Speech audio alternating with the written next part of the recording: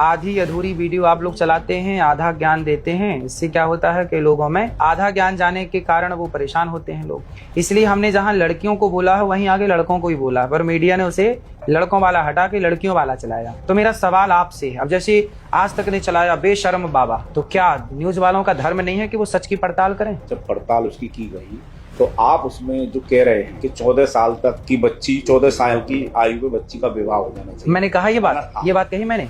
मैंने कही? यदि मैंने ये कही होगी तो मैं आपको जो कहेंगे आप सुनाइए। मैंने ये कहा है कि पहले 14 साल में विवाह होता था। मैंने ये नहीं बोला कि 14 साल में विवाह। जो वीडियो आपका जो वायरल 6 मिनट का मैं पूरा दिखा दूंगा, मेरे पास भी है। सुनिए, मैं आपको दिखा देता हूँ। पहले 10 लड़कियों के साथ पहले ही बताइए, आज तक की गलती है? मैं गलती को नहीं मानूंगा, क्योंकि जो आपने कहा है, आप एक संत हैं, पूजनीय है, ठीक है ना। लाखों लोग आपको पूछते हैं और कुछ ना कुछ होगा आप में, जब भी लोग पूछते हैं। दुनिया में बहुत लोग घूम रहे हैं, बहुत बड़ी बात होती है इतने लोगों को अपने पास बुलाना और इतने लोगों को। आप ही कह लीजिए, हमें तो मौका नहीं दे रहे कहने का, अब हमें कहने दीजिए। आपने कह लिया। देखो, ब्रह्म वैवर्त पुराण कृष्ण जन्मखंड अध्याय 75 श्लोक नंबर 64। नारी वैश्या पतिज्ञेया चतुष्पुरुष गामिनी। शास्त्र वचन है, मेरा नहीं। शास्त्र कह रहे हैं कि जो नारी 4 पुरुषों के साथ या जो पुरुष 4 नारियों के साथ संबंध रखता है उसे वैश्या या व्यभिचारी, पुरुष को व्यभिचारी, नारी को वैश्या, ऐसा शास्त्र कह रहे हैं। वही हमने कहा, कहने का तरीका अपना अपना है। हम गांव के हैं, हमने गांव की भाषा प्रयोग की। अब भी लोग, कुछ महिलाएं आपके लिए मुकदमा दर्ज कराने की बात कही। मुकदमा क्यों?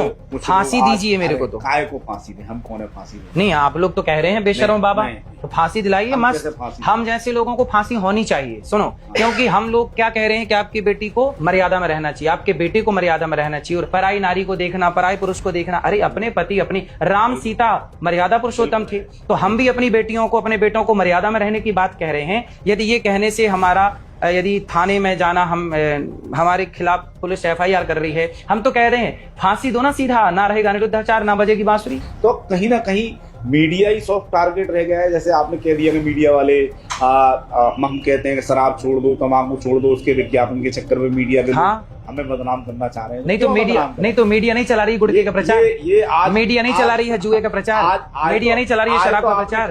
भाई मीडिया का काम है सत्य को लाना, पर सत्य को ना ला करके झूठ परोसवारी है। अब बेशर्म बाबा का क्या मतलब है बताइए? कहाँ बेशर्मी? हमने कहा आपकी बहन बेटी को ताक लिया? यदि हम आपकी बहन बेटी को ताके तो आपके बोल बहुत अच्छे हैं, हमारे बोल बिगड़ गए। आपके बोल तो पूजा करने योग्य। बेशर्म बाबा, वाह! संतों का इसी तरह मजाक बनाइए ना आप लोग, क्योंकि आपके पास पावर है, मीडिया के पास पैसा है। हम तो तिनका है मीडिया के सामने, आप कुछ भी बोलते रहिए। बेशर्म बाबा मतलब ये भाषा मीडिया वालों की सभ्य है?